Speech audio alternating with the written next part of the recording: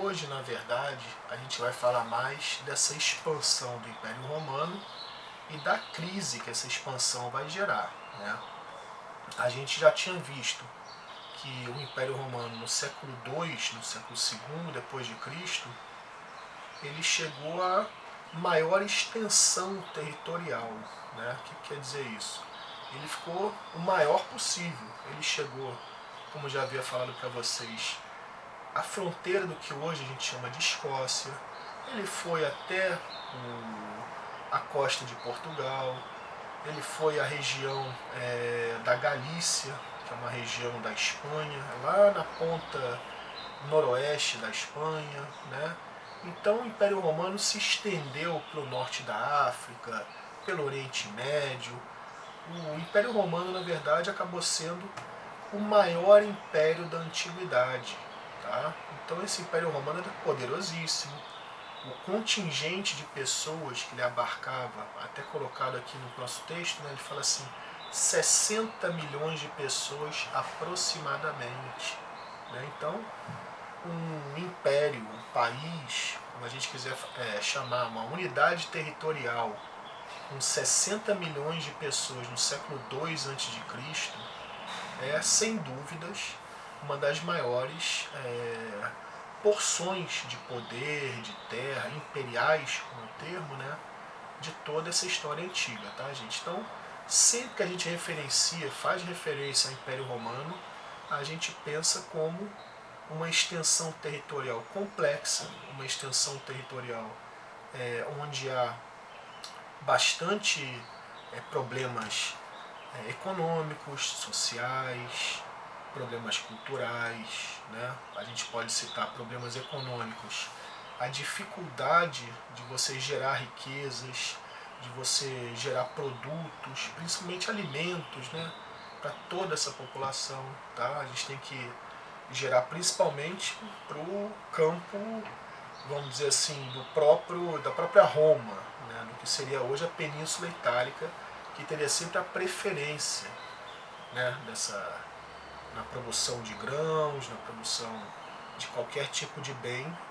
Normalmente, quando a gente tem um império, da mesma forma que a gente vai estudar o Império Colonial Português, Espanhol futuramente, a gente vai vendo que essa formação imperial ela acaba requerendo a preferência, né? A gente dá certos privilégios a determinadas regiões. E geralmente essas regiões são as regiões onde nasce essa nação que futuramente vai se constituir no Império. Né? Então, a Península Itálica, deixa eu mostrar para vocês, a Península Itálica é o que nós chamamos hoje de país Itália. A imagem não fica muito boa, a gente perde muita definição, né? Mas basicamente essa região da bota italiana. Não sei se vocês já estão vendo Europa em geografia, mas é basicamente essa regiãozinha que tem uma preferência dentro da administração do Império. Mas você não dá para morrer de fome, né? Matar de fome todo o resto da população, todos os outros, vamos dizer assim, hipoteticamente 45 milhões, 50 milhões de pessoas que habitam nesse Império Romano. O Império Romano ele era de grande importância, como a gente vê, territorial, econômica, cultural, a cultura latina, a gente já viu, né, a cultura greco-romana, ela se propaga por toda a extensão do Império Romano, né, e outras regiões também acabam sendo influenciadas. Então, a questão financeira, a questão econômica, né, é um império onde há maior acumulação de capitais nesse momento, e o capital, né, na verdade, diferentemente dos dias de hoje, que o capital pode ser traduzido de várias formas, né, em moedas, criptomoedas, como nós chamamos, em dinheiro, né, dólares, dinheiro aplicado no banco, dinheiro poupado, empresas. Nesse momento o capital, durante a antiguidade, né, até o mundo feudal, que a gente vai ver nas próximas aulas, o principal capital, a principal riqueza era a terra. E no caso de Roma, os escravos também, como a gente vai ver posteriormente. Tá? Há muitos escravos no Império Romano. Geralmente as populações conquistadas havia conquista dessa população e posteriormente a escravização de parte da população, tá? Então Roma vivia basicamente o trabalho escravo. Os patrícios, para a gente ter uma ideia, né, a aristocracia romana, eles não trabalhavam, era feio trabalhar, tá? Era uma coisa vil, uma coisa negativa você tá na labuta, né? Você ser um artesão, você ser um sapateiro no caso, você ser um camponês, isso não era para patrício. Os patrícios, da mesma forma que na Grécia, né, as classes dominantes não trabalhavam, vamos dizer assim, não pegavam a mão na massa, viviam de rendas do Estado, viviam de privilégios, viviam do trabalho escravo e assim por diante. Tá? Então, que fique bem claro que é uma sociedade baseada no trabalho escravo e no domínio territorial, né? Na propriedade privada. Tá? E, geralmente esses patrícios são donos de grandes propriedades privadas, são donos de grandes extensões de terra.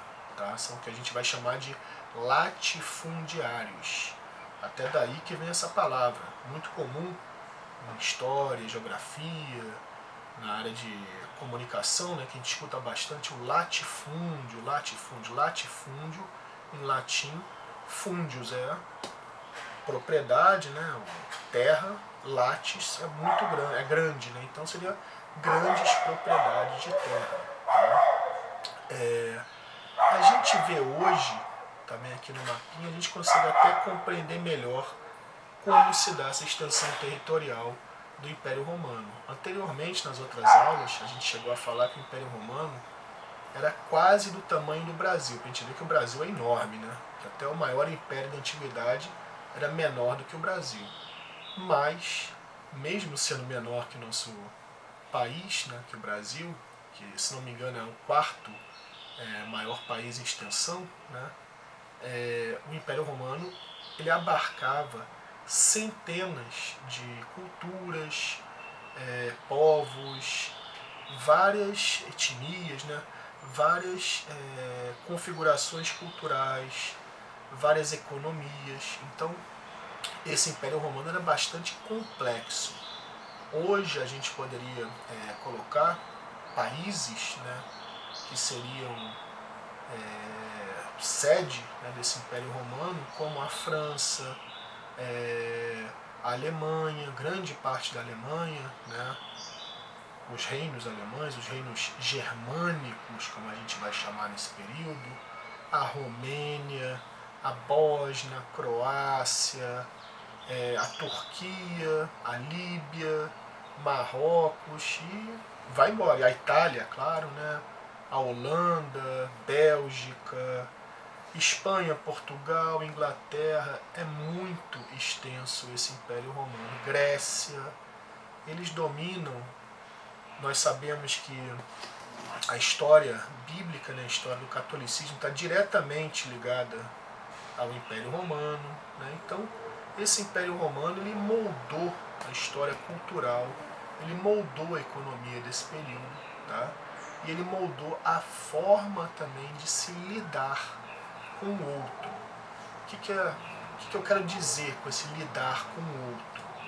O Império Romano, nesse período do Império Romano, nós temos, deixa eu mudar aqui a página, nós temos a impressão, né, mais próxima de pessoas diferentes fazendo parte da mesma sociedade que a gente. Não só quando nós temos a escravização de pessoas vindas das partes mais diversas do planeta, né, mais diversas do Império Romano, do planeta, parece que está vindo gente da China. Não chegava a tanto não, tá, gente?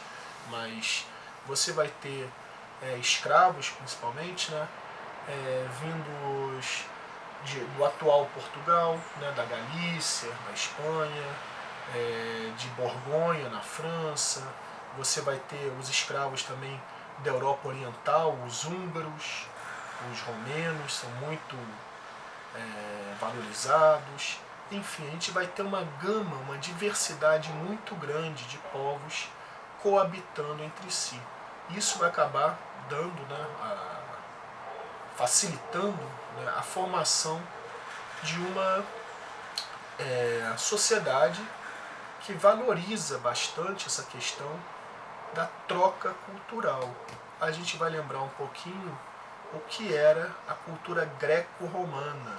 Né? A cultura greco-romana, como a gente viu na última aula, era uma mistura da cultura grega, da cultura egípcia de Ptolomeu, da cultura romana, latina, claro, e tudo isso amalgamado, reunido, de uma forma que você de vez em quando não consegue nem discernir, falar assim, isso é latino, isso é grego, já está tão próximo um do outro que pertence a uma cultura só, vamos dizer assim.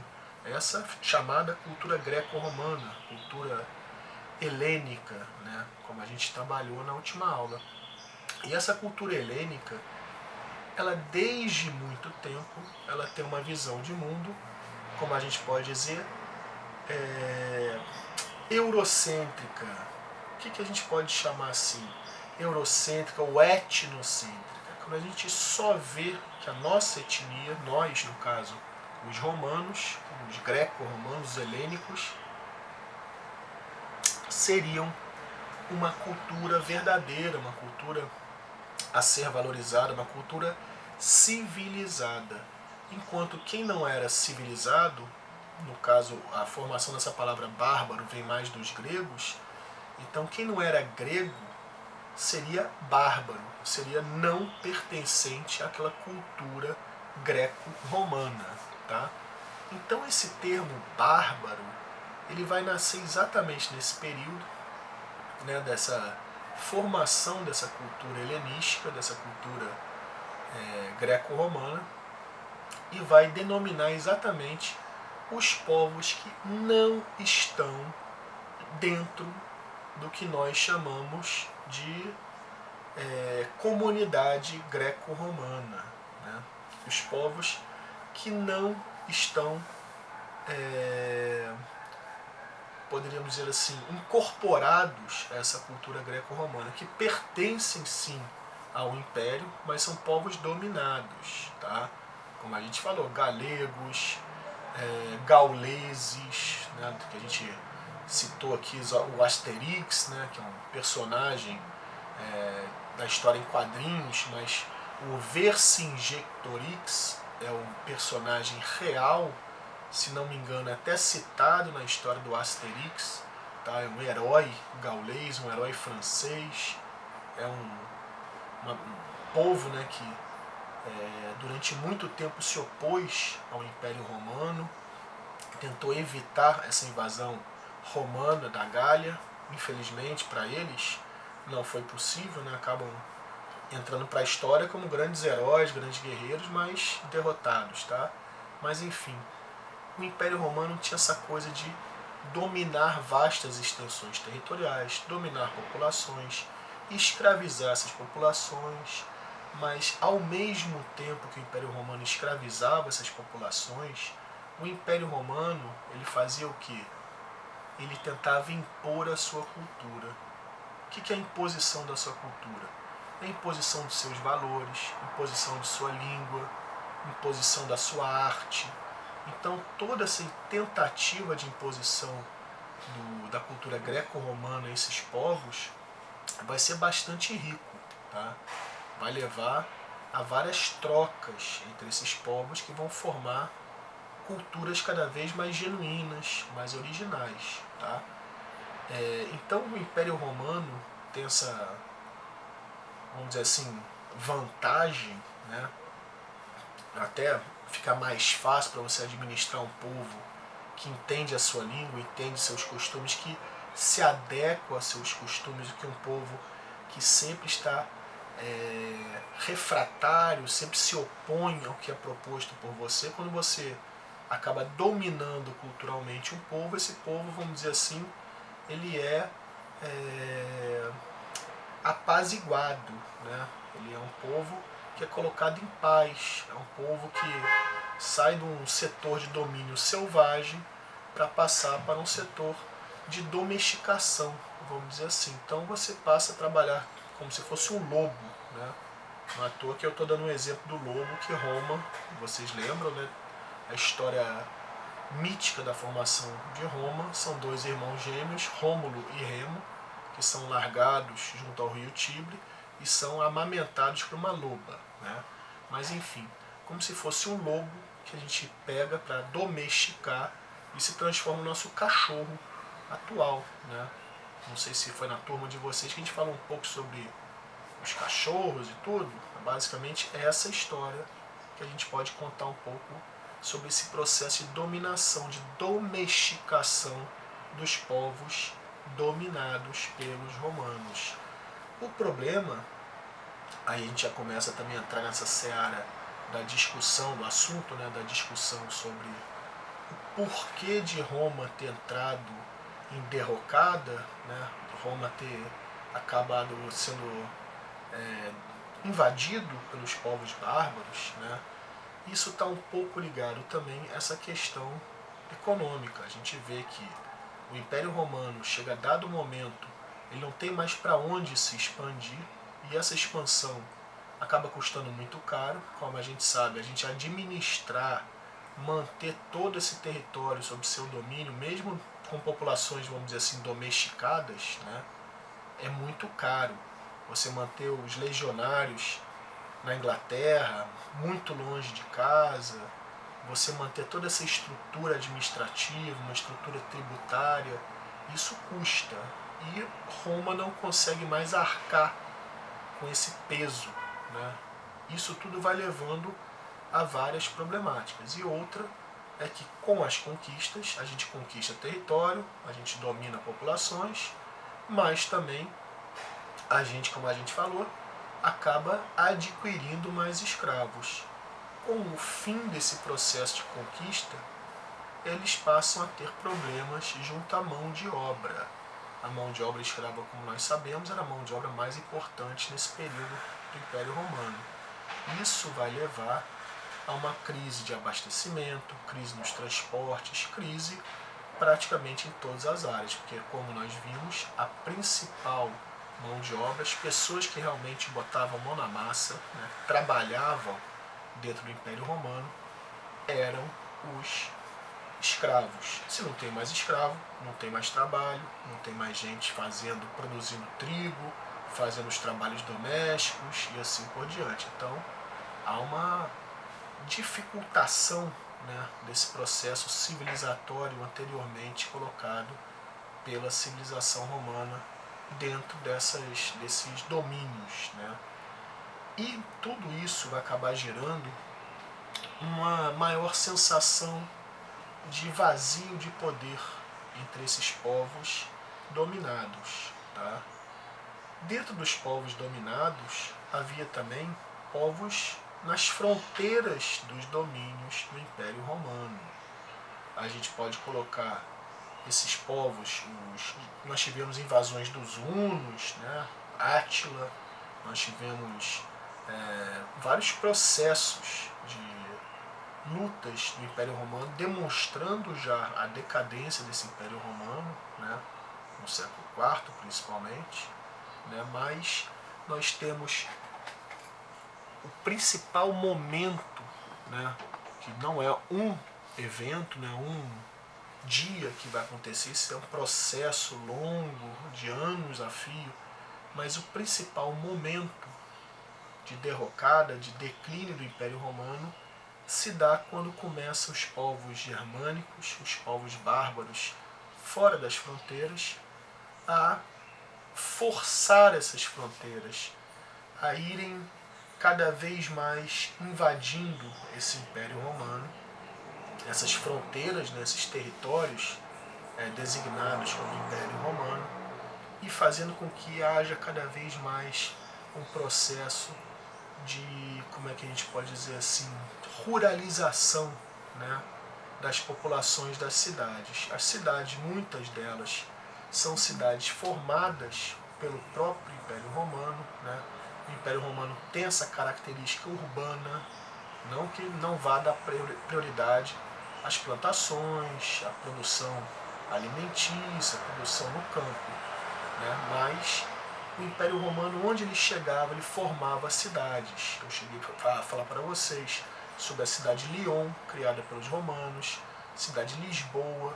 A gente tem centenas de cidades que até hoje são grandes cidades, caminhos, as estradas de Roma, toda essa infraestrutura, né, urbana, essa infraestrutura de trocas comerciais, isso tudo é criado por Roma nesse período, né, nesse período do apogeu do Império, até o século II depois de Cristo, até 180, 170, o Império Romano se expandiu a perder de vista, e com isso expandiram-se as estradas, expandiram-se as trocas e expandiram-se as cidades. As cidades, dentro delas havia o fórum, né, o fórum romano. Toda cidade tinha um fórum romano, toda cidade tinha um anfiteatro onde eram colocadas, né, eram encenadas as peças de teatro, onde eram encenados os grandes espetáculos. Em grande parte das cidades havia um circus maximus, que seria de corrida de bigas, e um circo de apresentação de gladiadores. Então toda essa infraestrutura romana é disseminada por toda a Europa. Se eu for a Paris agora, eu posso visitar as arenas de Lutécia. Lutécia é o nome romano para Paris, tá? Lutécia é um nome diferente para nós, né? Que lembra luz, não é à toa que todo mundo fala Paris, a cidade luz até hoje, né? Porque o nome lá de Roma lembrava luz, iluminação.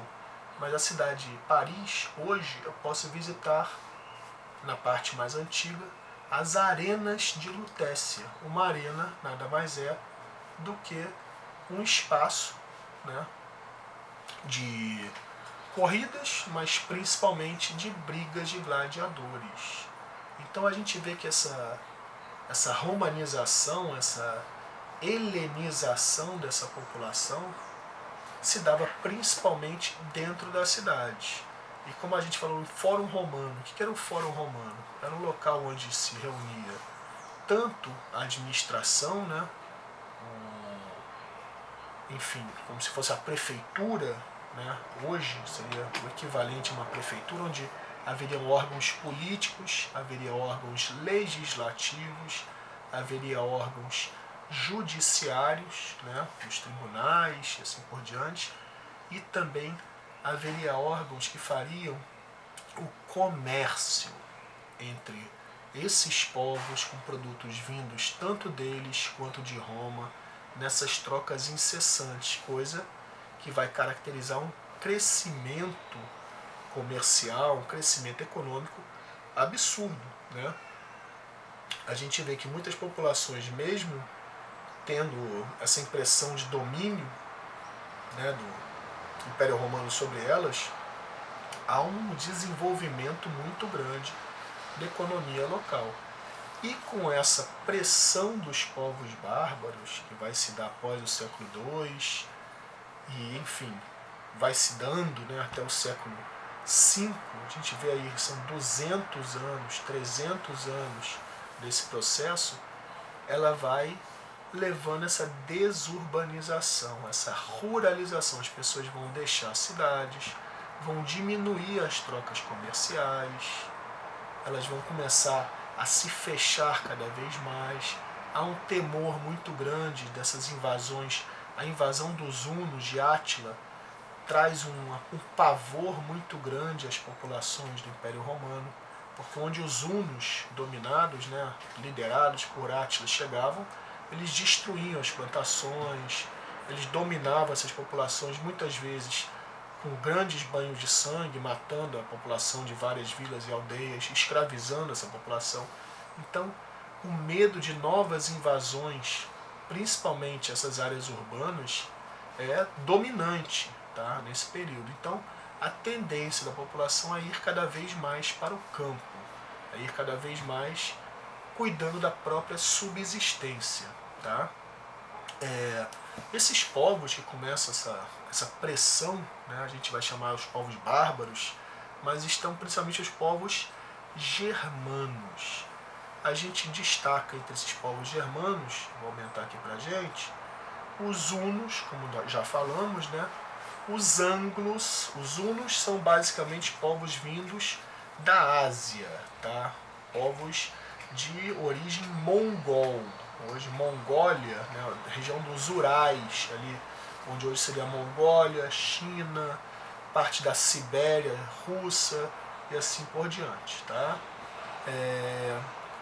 Teriam também os anglos, né? Os anglos, como a gente fala, anglo-saxão, são os povos de origem inglesa, basicamente, de origem bretã, da ilha da Inglaterra, escoceses, irlandeses, ingleses, obviamente, os godos, os visigodos, que são povos vindos da Europa Central, na Europa Oriental, o que seria hoje Hungria, esses países ali, Romênia, os francos, que vindos da região onde hoje seria a França, os ostrogodos, enfim, os godos, os lombardos. Então, são centenas de povos que se reúnem, né? Se reúnem entre eles, não há uma invasão coletiva, não há um processo consciente dessa invasão, mas tais povos acabam pressionando esse Império Romano e lentamente, né, como a gente vê aqui, aos poucos, de forma lenta e gradual, até o final do século V eles vão dominando essas regiões, vão tomando conta dessas regiões, vão impingindo novas formas de vida, novas formas de se lidar, como a gente falou, há uma ruralização, o uso das línguas desses povos. Os francos são os povos que vão gerar o francês futuramente, e assim por diante, né? O francês, na verdade, é uma língua que é mistura, na verdade é uma língua latina, né? Mas a mistura do latim com línguas locais, línguas dos francos, gauleses, povos celtas, vários povos que habitaram essa região os normandos, nessa região da França atualmente. Mas o ponto, assim, quando a gente fala assim, tem que ter um momento, um acontecimento histórico crucial, que seja um fato que chame a atenção. Esse fato crucial, esse fato, né, de grande importância, ele vai se dar exatamente no final do século V, quando o Odoacro, líder dos Érulos é um povo bárbaro também, né, um povo de menor importância, né, não eram os visigodos, os ostrogodos, que tem os vândalos, né, tanto que hoje a gente fala assim, o cara é o maior vândalo, está fazendo referência a esses povos bárbaros que chegavam destruindo as cidades, né. Os Érulos eram um povo menor, mas eles invadem Roma e depõem o último imperador romano, tá? Esse ponto seria o acontecimento que seria o fechamento desse Império Romano, tá? Dessa grande dominação, dessa ideia do Império Romano como base, Roma, né, como base de domínio de grande parte territorial desse mundo antigo conhecido.